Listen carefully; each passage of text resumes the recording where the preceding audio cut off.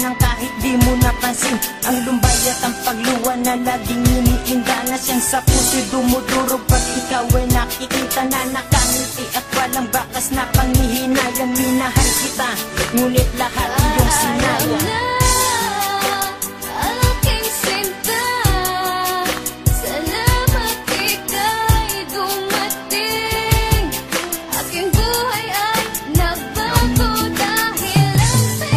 Kasalanan ba ng taong magmahal ng dalawa? Kasalanan rin ba nating magmahal ng iba? Bakit ba tayo ganito, hindi kontento sa isa? Meron nga bang pagkukulang upang humanap ng iba? Kaya ngayon pakinggan nyo ang daloy ng aking buhay tungkol sa dalawang babaeng minahal ko ng sabay. Inibig ko ng tunay, ito'y parehas at pantay, pero hiling ko lang naman sanay huwag kayong mag-away. Umpisa ang mga to nang ako ay napatambay. May nakita akong babae at siya sa akin sumabay. Tinanong aking pangalan at kinuha aking number. Di ko sukat akalain puso niya sa akin ay hyper. At sumapit na ang araw na maging magkasintahan, magkasama araw-araw at sabay pang maghapunan. Ngunit meron diskusyon na sa amin ay bumangga. Yun ay nabuntis ko siya kaso hindi pa ko handa. Kasalanan bang magmahal ng dalawa?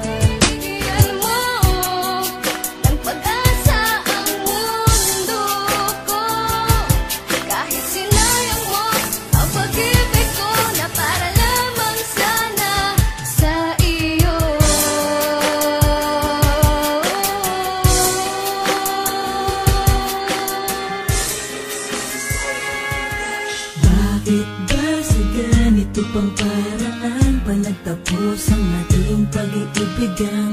Iniingatan ko kahit marami ang mahadlang. Alam kong di na tama ang mga pangarap ko. Minamahal kita kahit alam kong ganito ang sitwasyon natin dalawa.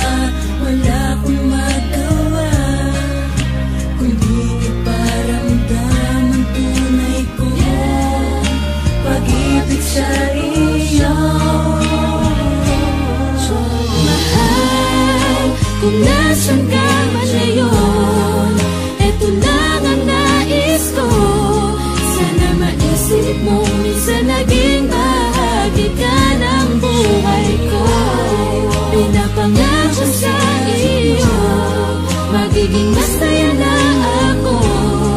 Wala ka sa tabi ko, wala ng taong tatanggal sa problema. Dahil lumayo ka na sa akin ngayon ay umasang wala ka nang babalikan. Dahil di na ako yung dating lalaki na lagi mo lamang sinasandalan. Sabay sa paglimot sa masalimuot, kirot na hatid noon sa aking damdamin. Kahit di ko sabihin at di ko aminin, ako'y sumaya sa mga sandali na naging tayong dalawa. Sana'y maging masaya ka na sa kanya ngayon. Hindi na ako umaasang maibalik pa kung ano man ang tayo noon. Isa ka na lang alaala at saan ngayon ay wala ka nang halaga. At ngayon ay asahan mong di na ako yung taong sa'yo ay magpapasaya sa mga oras na ika'y malungkot.